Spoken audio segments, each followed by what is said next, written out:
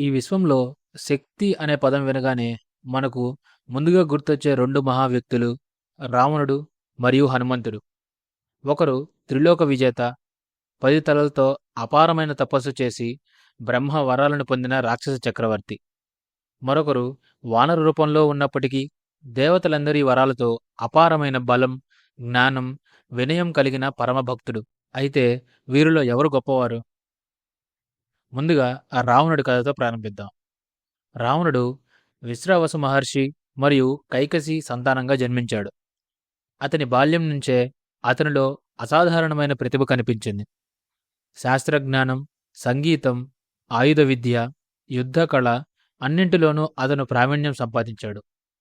అతనిలో ఉన్న గొప్ప శక్తికి మూలం అతని ఘోర తపస్సు. బ్రహ్మదేవుణ్ణి ప్రసన్నం చేసుకోవడానికి అతను తన తలలను ఒకదాని తర్వాత ఒకటి అర్పిస్తూ చేసిన తపస్సు పురాణాల్లో అత్యంత ఘోరమైన తపస్సులలో ఒకటి. రక్తం కారినా, నొప్పి వచ్చినా అతను ఆగలేదు. చివరకు బ్రహ్మ ప్రత్యక్షమయ్యాడు. బ్రహ్మ అతనికి వరమిచ్చాడు. దేవతలు, యక్షులు, గంధర్వులు, నాగులు, రాక్షసులు అతని సంహరించలేరు. ఇదే వరం రావణుడిని దాదాపు అజేయునిగా మార్చింది.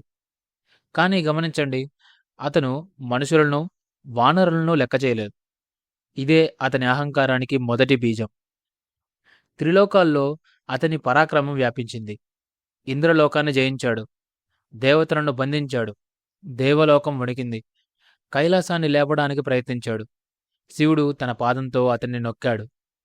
ఆ నొప్పితో అతను గర్జించాడు. అప్పుడే అతనికి రావణ అనే నామం ప్రసిద్ధి చెందింది. అతని శక్తి అపారమైనది, కానీ ఇది నియంత్రణలో లేని అగ్నిలా మారింది. ఇప్పుడు హనుమంతుడి గురించి తెలుసుకుందాం. అంజనాదేవి తపస్సుతో వాయుదేవుని అనుగ్రహంతో జన్మించిన వానర శిశువు హనుమంతుడు. శివపురాణం ప్రకారం హనుమంతుడు శివుని యొక్క అవతారం. బాల్యంలోనే అతను సూర్యుడిని పండు అనుకుని తినడానికి ఎగిరాడు. ఆకాశం చీలింది. దేవలోకం ఆశ్చర్యపోయింది. ఇంద్రుడు వజ్రాయుధంతో కొట్టాడు. ఆ దెబ్బతో అతని హనువు దెబ్బతినింది. అందుకే హనుమంతుడు అనే నామం వచ్చింది. వాయుదేవుడు కోపంతో గాలిని ఆపేశాడు. ప్రపంచం క్షోభించింది. జీవులు శ్వాస తీసుకోలేకపోయాయి. అప్పుడు దేవతలందరూ వచ్చి హనుమంతుడికి వరాలిచ్చారు.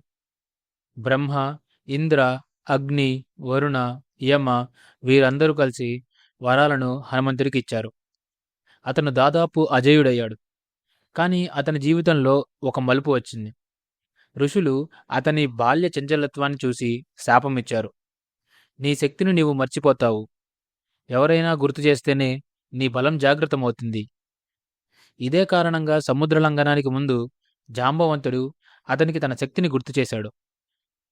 ఇది గమనించండి, హనుమంతుడి శక్తి ఎప్పుడూ అహంకారంలో లేదు. ఇది నియంత్రణలోనే ఉంది. ఇప్పుడు లంకలో జరిగిన సంఘటన గురించి తెలుసుకుందాం. ఒంటరిగా సముద్రాన్ని దాటి శత్రురాజ్యంలోకి ప్రవేశించిన వానరుడు అతని లక్ష్యం యుద్ధం కాదు, సీతమ్మను కనుగొనడం మాత్రమే. అయినప్పటికీ పరిస్థితులు అతన్ని యుద్ధానికి దారితీశాయి. అక్షకుమారుడు అతనిపై దాడి చేశాడు. హనుమంతుడు అతన్ని సంహరించాడు. లక్షలాది రాక్షసులు వచ్చారు. అతను వారిని ఓడించాడు. చివరకు ఇంద్రజిత్ బ్రహ్మాస్త్రాన్ని ప్రయోగించాడు. హనుమంతుడు ఆ బ్రహ్మాస్త్రానికి గౌరవించి లొంగిపోయాడు. అది అతని బలహీనత కాదు, అది ఆయుధానికి గౌరవం. రావణ సభలో అతన్ని నిలబెట్టారు. అతడు భయపడలేదు, కంపించలేదు. అతను రాముని దూతగా గర్వంగా నిలబడ్డాడు. తన తోకకు నిప్పు పెట్టినప్పుడు అగ్ని అతన్ని కాల్చలేదు, ఎందుకంటే అగ్నిదేవుని వరం ఉంది. కానీ లంకా నగరం అగ్నిజ్వాలలతో దహనమైంది. ఒక వానరుడు ఒంటరిగా త్రిలోక విజేత అయిన రావణుడి రాజధానిని వణికించాడు. ఇప్పుడు ముఖ్యమైన ప్రశ్న, హనుమంతుడు ఆ రావణుని చంపగలడా? శారీరకంగా చూస్తే అవును, అతని బలం అపారమైనది. వరాల పరంగా చూస్తే అతను దాదాపు అజేయుడు. అయినప్పటికీ అతను రావణుడిని సంహరించలేదు. ఎందుకని? ఎందుకంటే అతను దాసభక్తి పరాకాష్ఠ. రావణ సంహారం శ్రీరాముడి అవతార ధర్మం. హనుమంతుడు తన శక్తిని తన స్వార్థానికి ఉపయోగించలేదు. అతని బలం సేవకు అంకితం. రావణుడు ప్రపంచాన్ని జయించాడు, కానీ తన మనసును జయించలేకపోయాడు. యుద్ధాంతంలో రావణుడు మరణించాడు. అతని బలం, అతని వరాలు, అతని రాజ్యం అన్నీ నశించాయి. హనుమంతుడు మాత్రం చిరంజీవిగా నిలిచాడు. భక్తులను రక్షించేందుకు యుగయుగాల పాటు ఉంటాడని పురాణాలు చెప్తున్నాయి. ఇప్పుడు మీరే ఆలోచించండి. బలం అంటే శత్రువులను జయించడం మాత్రమేనా? లేక తనలోని అహంకారాన్ని జయించడమా? అహంకారం కలిగిన శక్తి నశిస్తుంది.